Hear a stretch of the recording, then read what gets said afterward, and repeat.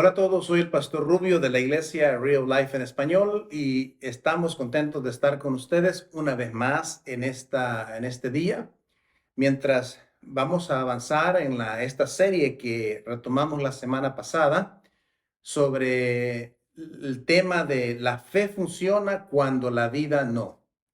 La semana pasada fue un tema bastante fuerte el que tratamos la semana en cuanto a una fe real y a una fe que es ficticia en realidad.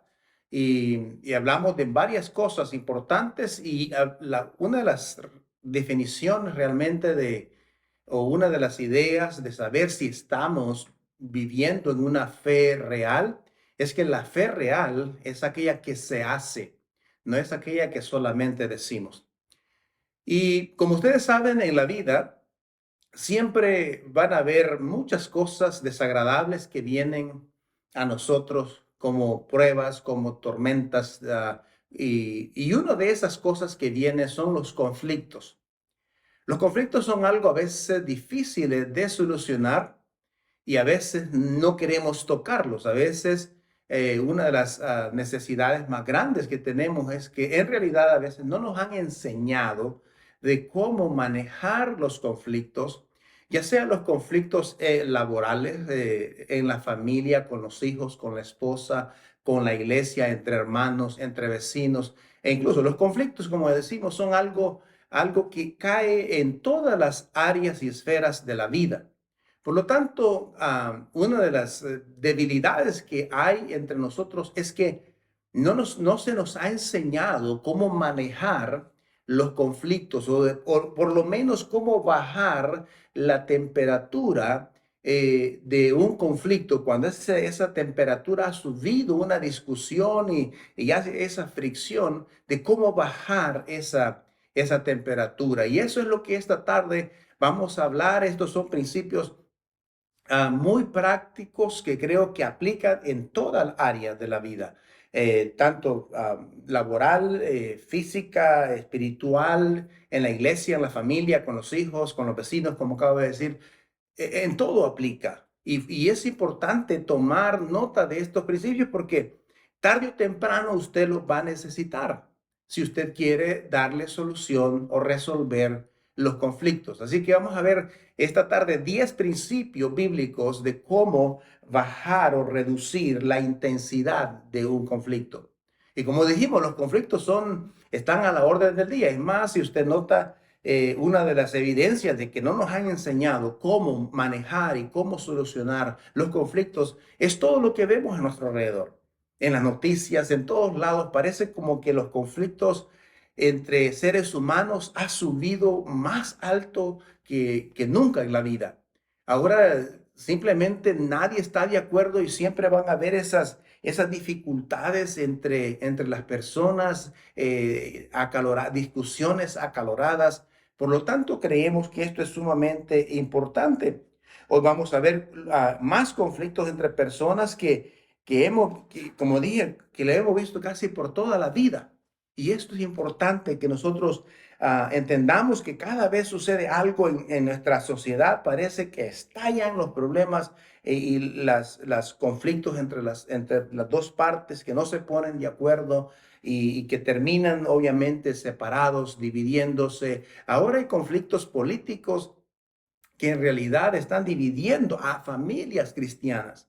Y esto creo yo que no debe de ser. Mientras tanto, creo que la Biblia nos habla a nosotros de cómo nosotros debemos ser esas personas que puedan traer esa paz. La semana pasada hablamos acerca de 2 semanas pasadas, perdón, hablamos en la serie del Sermón del Monte, en la bienaventuranza donde Jesús decía, bienaventurados los pacificadores, ¿verdad? Entonces y Santiago, obviamente también en su libro 3:18, capítulo 3:18, dice que el fruto de la justicia se siembra en paz para aquellos que hacen la paz. Entonces los dos están hablando de este tema y la paz está relacionada con la solución de los conflictos. Ahora, hay una cosa interesante aquí. Antes de entrar a la enseñanza y hacer la paz, no es evitar la paz. Hacer la paz no es evitar los conflictos. No es apaciguar el problema. Eso es lo que algunos llaman como el convertirse en un pacifista, no en un pacificador, pero en un pacifista.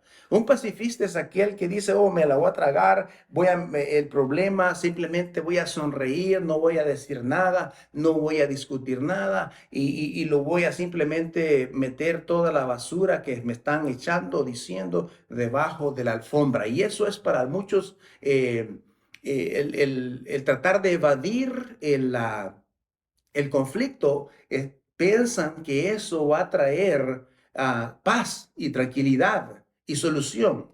Realmente no. Ningún conflicto se va a solucionar solo. Hay que tratarlos. Y esto es lo que muchos a veces no queremos confrontar. Cuando hay un conflicto, tenemos que confrontarlo. De lo contrario, eso se va haciendo más grande al punto que después vamos a estallar. Y la idea de hoy en esto de apaciguar significa que siempre cedo a lo que los demás digan. Quien quiera que tenga un conflicto siempre debe salirse con la suya. A veces eso de apaciguar solamente no funciona. Y por eso es que esta tarde queremos compartir estas 10 ideas de cómo bajarle la intensidad a ese conflicto. Y la número uno, si tienes un lápiz, sería muy buena idea, usted que me escucha en línea o en YouTube, en cualquier plataforma, sería buena idea que escribas estos principios. Vamos a ir rápido, son 10 principios. El primero del que vamos a hablar es que el principio de bajar la voz. Bajar la voz, esto es importante. Bajar la voz cuando estás en una discusión, en un conflicto. Porque ¿qué es lo que sucede? Las veces cuando estamos en un conflicto, la tendencia natural de los seres humanos es alzar la voz arriba de la de los demás, de la otra persona. Y eso no va a funcionar. Es más, eso enoja más a la otra, a la contraparte. Entonces, la idea principal, esta primera idea es bajar la voz. Proverbios 15:1 dice que la suave respuesta quita la ira, pero la palabra áspera aumenta el furor, aumenta el pleito. Ahora, ya sabes que esto es cierto. Cuando más alto hablas, más alto va a hablar la otra persona. Entonces, esto tiene dos cosas interesantes. Una es que tu cerebro no funciona al mismo nivel todo el tiempo. Tu cerebro o nuestro cerebro no funciona al mismo nivel todo el tiempo. Por ejemplo, tienes niveles bajos que son más emocionales e instintivos y si tiendes a pensar en ello, no tiendes a pensar en ello y luego tienes el nivel superior al que piensas de forma bastante aguda y inteligente. Ahora, ¿qué es lo que sucede? Entonces, cuando usas el cerebro, estás pensando de manera inteligente cuando estás usando tu cerebro. Pero hay una parte que le llaman lo que es el espejo de las neuronas del cerebro. ¿Y cómo funciona esto? Lo que Dios nos da esta capacidad de ver algo, por ejemplo, en una película, y tú miras a alguien que quiere tomar venganza en una película y inmediatamente sientes el deseo de que haya venganza de esa persona a la otra. O si hay una injusticia, luego quieres que haya justicia. Entonces, esto es lo que le llaman el espejo del cerebro que tenemos, las neuronas que tenemos en nuestro cerebro.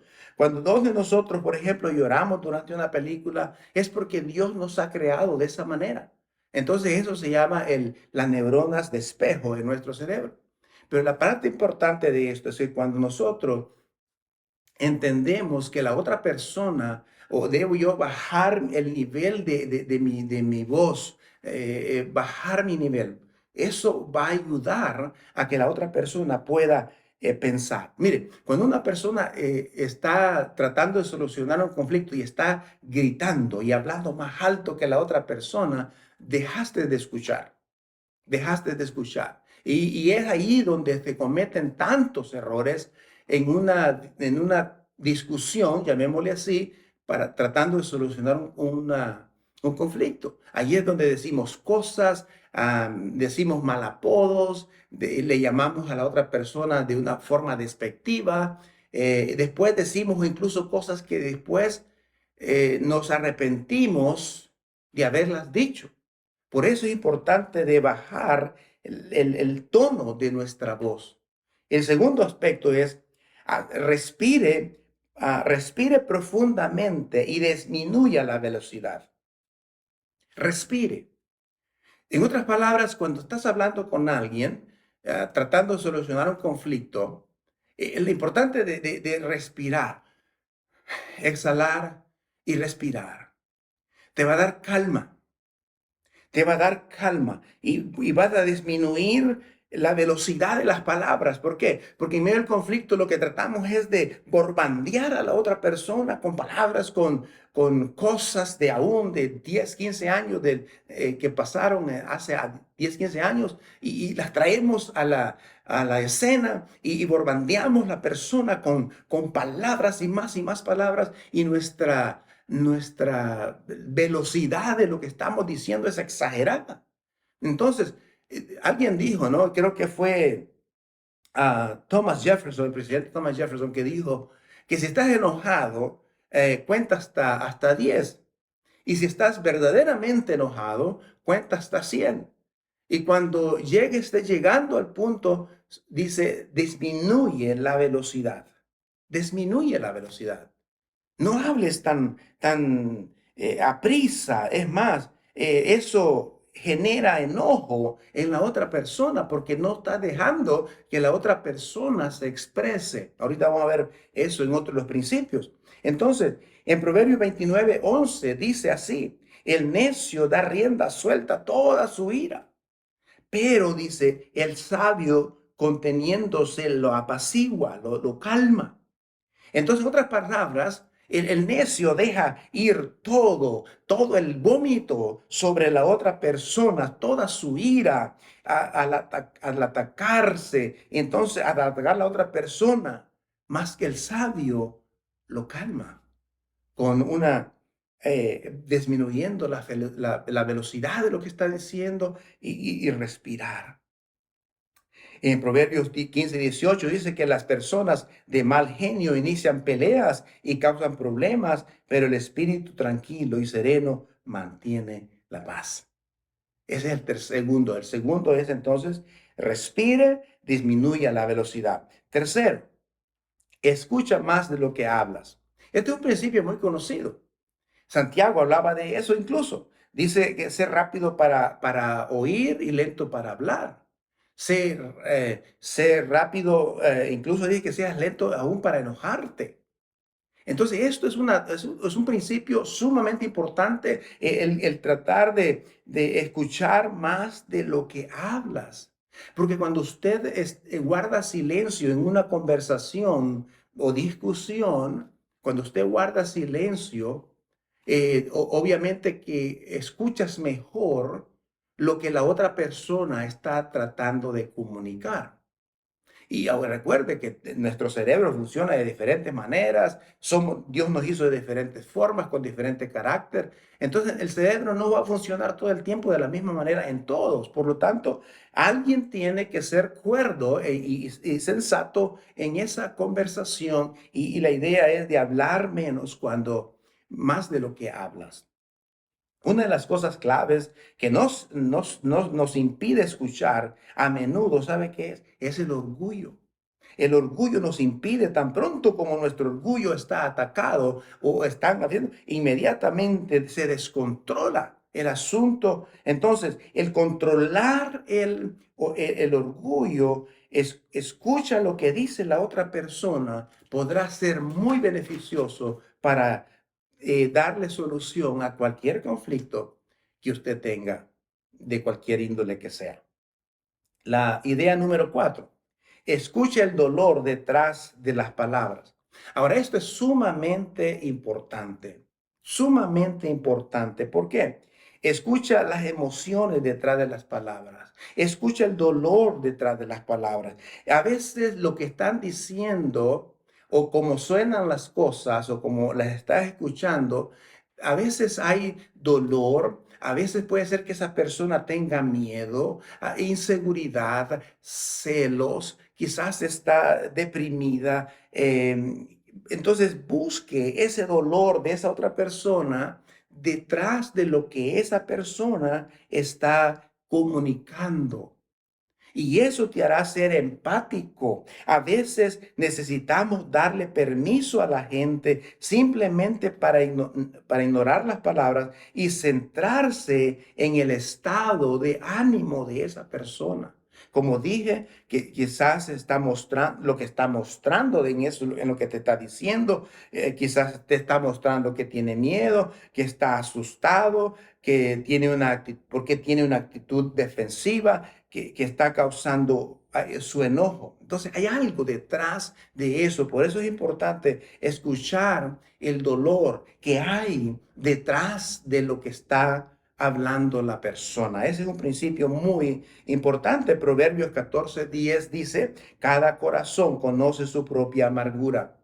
Alguien dijo que toda persona está luchando una batalla, está luchando en algo. Entonces, a veces el conflicto que se ha dado es a causa de algo, de un dolor, de un trauma que esa persona está pasando en su vida. Por lo tanto, es importante que usted y yo lo sepamos a descubrir lo que hay detrás de las palabras que están diciendo.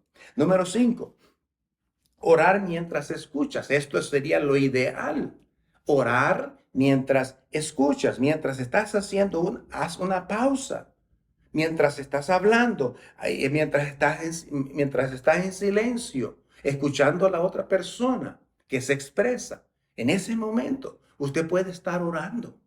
Estar pidiéndole a Dios, Dios, dame tranquilidad, dame entendimiento para poder entender lo que la otra persona me está diciendo, para poder discernir en realidad lo que la otra persona está compartiendo. Entonces es importante orar, por ejemplo, mira al altar del Señor Cam, decía este hombre llamado Gedeón cuando estaba construyendo este altar, allá en el libro de Jueces, dice que él le llamó al altar, el Señor calma nuestros temores.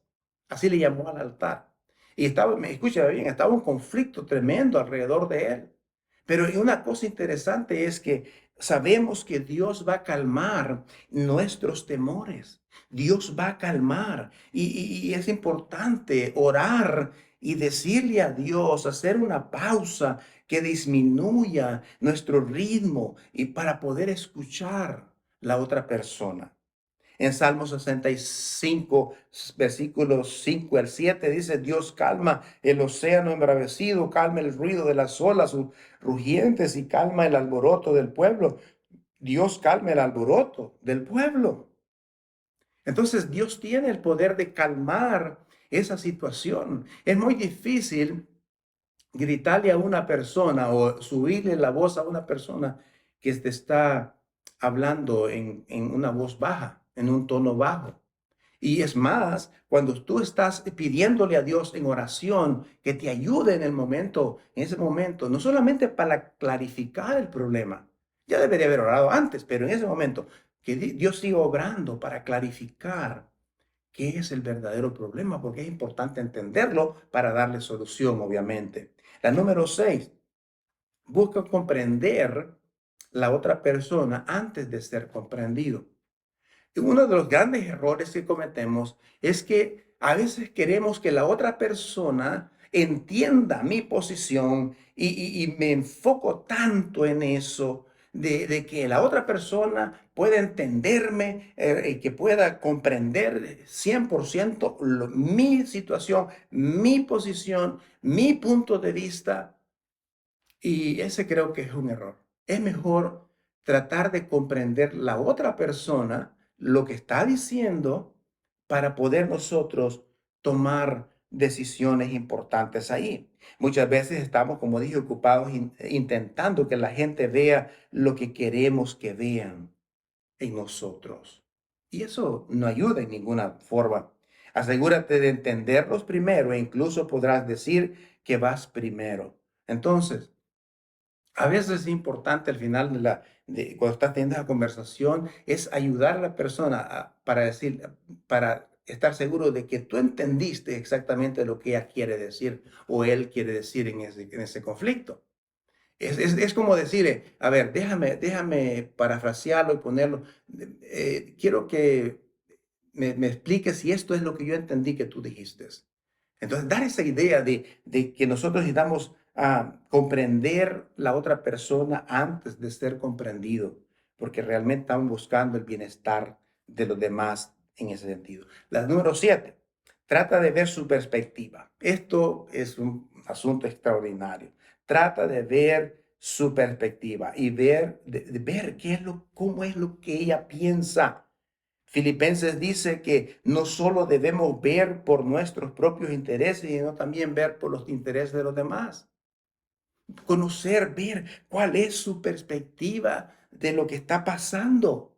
Ahora, esto nos ayuda, escúcheme bien, no pueden ver a los temores de las otras personas, no podemos ver a veces las heridas de las otras personas, no podemos ver la injusticia de las otras personas, que está pasando en las otras personas, a veces no podemos ver las críticas que ha recibido esa otra persona, no hemos podido ver el dolor de la otra persona. ¿Por qué? Porque simplemente estamos viendo mi propia perspectiva y no estamos viendo la perspectiva de la otra persona.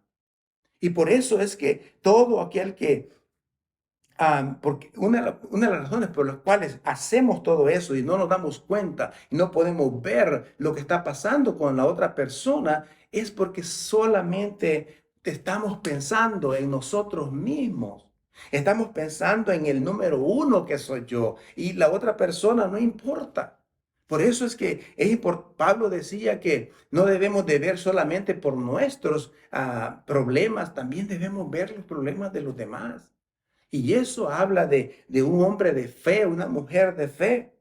La Biblia dice muy específicamente, no mires solo tu propio interés, sino los intereses de los demás. Entonces, ¿qué dijimos? Es importante, la número 7 dice, trata de ver la perspectiva de la otra persona. Número 8, pídele a Dios que te dé una imagen clara de ti mismo. Esto suena un poco aterrador, pero el Salmos dice, examíname, oh Dios, y conoce mi corazón, pruébame y conoce mis pensamientos. Ve si hay en mi camino de perversidad y guíame por el camino eterno. Ahora, usted sabe, esto suena medio aterrador, pedirle a Dios que nos muestre una fotografía, el cuadro claro de nosotros mismos, de cómo estoy yo, de cuál es mi problema, de cuál es mi situación, cuál es mi condición. En ese momento, cuando yo estoy tratando quizás de corregir la vida de otra persona. Entonces es importante esa parte. La número 9 está bastante relacionada con esto, pero tiene que ver con admitir parte del conflicto que usted haya causado. A veces en un conflicto siempre hay dos lados, hay dos partes que tienen la misma responsabilidad, pero a veces es difícil admitir que yo cometí un error, que yo causé quizás ese conflicto que estamos viviendo y a veces es difícil, por lo mismo que hablamos de un momento, ¿no? El orgullo en nuestra vida nos hace pensar de que yo estoy libre, tú eres el culpable y tú eres la culpable. A veces es importante admitir si nosotros tenemos parte de responsabilidad en el problema. Alguien ha dicho, un filósofo decía que a veces el orgullo, el enojo nos pone aquí arriba y el orgullo nos mantiene ahí. Entonces, uno debe de aprender a entender el área de que admitir cualquiera que sea ese conflicto que hay. Mi asunto es admitir cualquier parte del conflicto que he causado debido a mis prejuicios, debido a mis antecedentes, debido a mis prejuicios, debido a mi insensibilidad, debido a la falta de atención, a mi inmadurez, por no prestar atención a mis palabras o a mis razones. Entonces, todo esto es admitir y darte cuenta de cómo está tu vida. Número 10. Antes de eso, el versículo que está añadido a esto es Mateo capítulo 7. Es un versículo muy conocido que dice, porque mira la drizna de paja que está en el ojo de tu hermano, pero no ves la viga que está en el tuyo. Entonces, primero dice, examina tu propio ojo, saca la basura, la viga que está en tu ojo. Entonces tendrás más un panorama más claro para ver el problema de la otra persona y poder corregirlo. El número 10, elige tus palabras con cuidado. Y esto ya hemos hablado en el pasado y la importancia de elegir las palabras que vamos a decir. Es mejor elegirlas con anticipación lo que vamos a hablar. Proverbios 12:18, leo, dice lo siguiente, las palabras imprudentes atraviesan como una espada, pero la lengua del sabio trae curación. Escúcheme, las palabras tienen el poder de dañar, de destruir, de matar, de destruir. Las palabras tienen un gran poder, pero las palabras también tienen el poder de curar, de levantar, de restaurar, de cambiar, de transformar. Las palabras tienen poder de sanar incluso. Por eso es importante elegir las frases que vamos a compartir con la otra persona. Recuerde que lo que nos debe de motivar a nosotros a solucionar estos conflictos o a bajar la intensidad de los conflictos es el amor hacia Dios primero y hacia los demás. Nuestro cerebro es bien extraño cómo trabaja, pero estos principios pueden ser útiles para nosotros cuando enfrentemos cada situación, porque los conflictos están a la orden del día. Van a haber conflictos en su trabajo, en su familia, con sus hijos, con sus vecinos, en su escuela, en su trabajo, donde quiera que usted esté. Siempre que haya otras personas alrededor, porque esas personas piensan y actúan diferente, siempre van a surgir conflictos. Y la solución no es correr de los conflictos, no es ignorar los conflictos, no es apaciguar los conflictos. La solución es confrontarlos, pero confrontarlos desde el punto de vista de la fe. ¿Ok? Gracias. Dios me lo siga bendiciendo. Espero que esto le ayude a usted. Amén.